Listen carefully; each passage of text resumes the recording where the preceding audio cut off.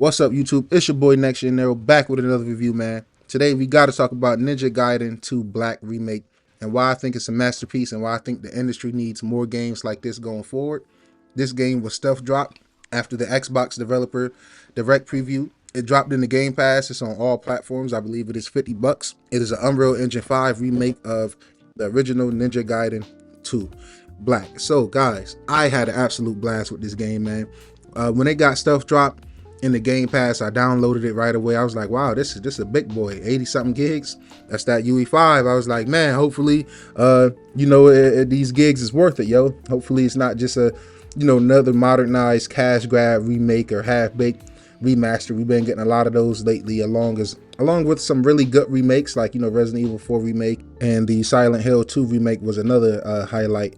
So we've been getting some good remakes and remasters this generation, along with some BS1. So it's really nice to see a lot of these older franchises making a comeback. And I was born in 1998, December, baby.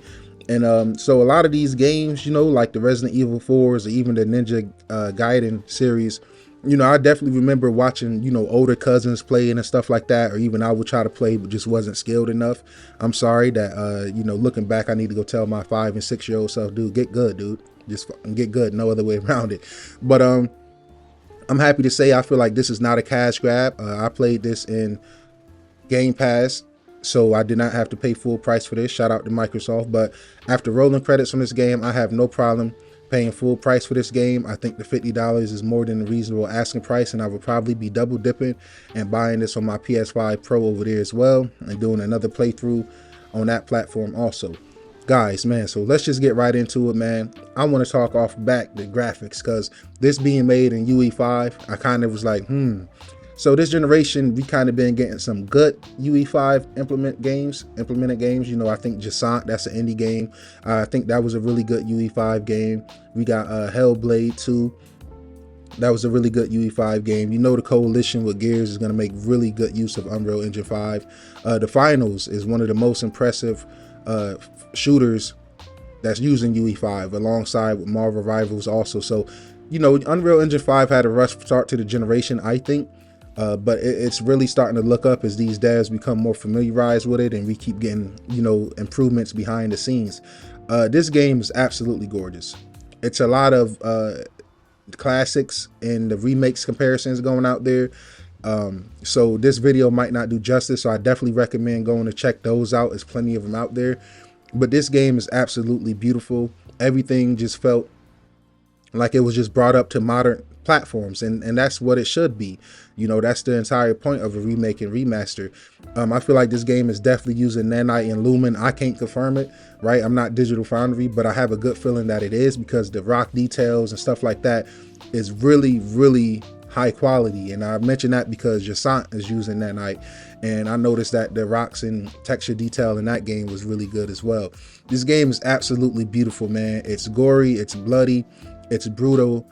The visuals is top tier. The 17 chapters, each chapter was distinctly different. Each area was different from the next. And I have no complaints about the graphics and the visuals of the game. I was really impressed, man. And I played a lot of games, good looking games this generation, a lot of good looking games. And this is one of the best looking Unreal Engine 5 games, in my humble opinion. Played on the Series X, like I mentioned earlier, a lot, 4K 60. I have no complaints. I will say I switched over to the 120 FPS mode on my Series X, and I was not impressed, guys. I was not impressed. I don't know if because it's using FSR, it's using a lower internal resolution to upscale to that, to get to that 120. But man, it just was really soft. It was really pixelated, kind of blurry. So I just really didn't enjoy that mode. But I was more than satisfied with the 60 FPS in that game, man. It looked really good. So that's enough about the graphics, man. I just can't say anything other than it's a really pretty good looking game. It stays true to the original, right? From what I played back then and seen, it stays true, but it really improves every aspect of the visuals, man. From lighting to textures to details in the world, even cutscenes with the NPCs is improved. The cloth, the clothes, it looks really good, man. So the next thing I want to talk about is the gameplay. Man, the gameplay in this game, man, is some of my favorite. This is probably my new favorite action game ever. This game was just addicting, guys. When I tell you I sat through this game in about 2-3 days and just kept playing it, man. I didn't want to touch anything else. The bros was trying to, get me to come play Marvel Rivals or go play Apex and stuff like that. And it was hard to get off this game, and I'm happy I played it on Xbox because quick resume, it kept sitting there every time I go play something else. I came right back and boom, right where I left off at. So the gameplay is absolutely amazing. It's brutal. As you can see in the background, I mostly used the spear. I fully upgraded that, and that was my main weapon throughout the entire game. I tried using the true dragon sword towards the end, but by then I was just so used to the spear and, maximizing the combos and stuff with that. It's a lot of gameplay aspects and depth to this game. A lot of combos you can mix and match. There's other characters that got chapters in the game. There's a lot of content after the game. My homie Lyric was telling me this game has less content than the original Ninja Gaiden Black 2, which I'm not too familiar with how much content was in the original one, because like I mentioned to start the video, this is not a game I put a lot of time into growing up. This franchise is not a franchise I'm super familiar with, but I will say this game has made me extremely excited for Ninja Gaiden 4 coming later on this year. Shout out to Xbox, Microsoft, and Platinum Games for cooking that up. But man, this gameplay, guys, is absolutely just addictive, yo. It's really, really addictive. And the reason I say we need more games like this is because we live in a world where everything is trying to be a Souls-like. It's nothing but respect to FromSoft. FromSoft make beautiful, amazing games, man. From Dark Souls series to Elden Ring to even Armored Core, which is probably my favorite FromSoft game, but they be cooking, yo. So we live in a world where everybody is trying to chase that FromSoft success, and they just water games down by just trying to make everything difficult. This game can definitely be difficult, especially as you up the difficulty, but the fact that it just feels manageable, it feels like it's possible to get over things without over necessarily about to pull your hair out. But it's definitely frustrating, and it definitely can be hard at times, but I love this game for what it is. It's a linear action game. It's level to level. It's none of that open world BS to drag the pacing of the game down. The story was all over the place, man. I mean, like, I didn't play this game for the story. I played this game strictly for not the graphics, but the gameplay, man. The gameplay is just absolutely heat in this game, yo. And another aspect of this game that I've really, really enjoyed is the sound design. The sound design, the music in this game is chef's kiss. I absolutely enjoyed it. The way every swing sounds, and feels. You can feel the impact. You can hear the impact. The music was really well done. So I really enjoyed this game overall, man. I think it's a beautiful game. It stays true to the original for the most part. The graphics is a nice implementation of UE5, and like I said, in a world of Unreal Engine 5 games that has not been too impressive, man, this is one of the ones that really stand out. This game has me extremely excited for Ninja Gaiden 4 coming on later this year, and the $50 price tag I feel like is definitely reasonable. You look around and a lot of remakes and remasters is charging $70 and $60.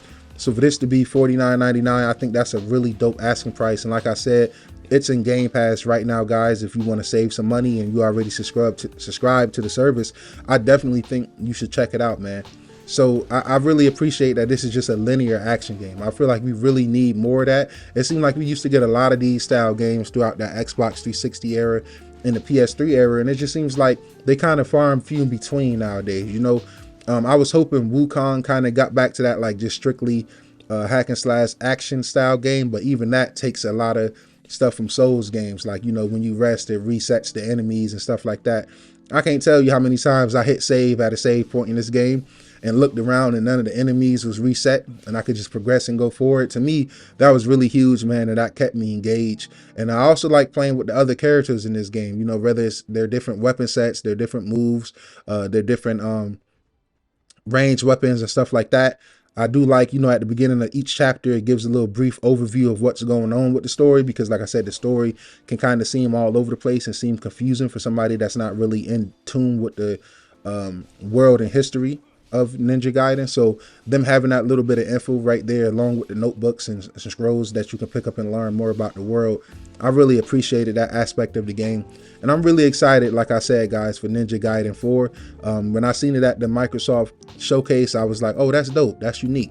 But like I said, it wasn't one of those franchises that's near and dear to my heart, like something like a Skyrim or Fallout is. or even maybe a Devil May Cry or Resident Evil series is, right? So the fact that after playing this game, my excitement shot through the roof for Ninja Gaiden 4, man, I'm extremely happy, guys. So I just wanted to get this review out, man. While I think this game is definitely a masterpiece, I'm honestly giving it a 10 out of 10. I had absolutely zero complaints, guys. I loved everything about it, from the combat to the music to the visuals, and even the use of the Series X haptics in that controller. So I can only imagine what it's like on the DualSense. If you play it on the PS5, let me know below what that DualSense setting on, and if I should go ahead and double dip. But it's been your boy NextGenNero, man. If you made it this far, please leave a like, please subscribe, and I'll catch you guys in the next one. Peace.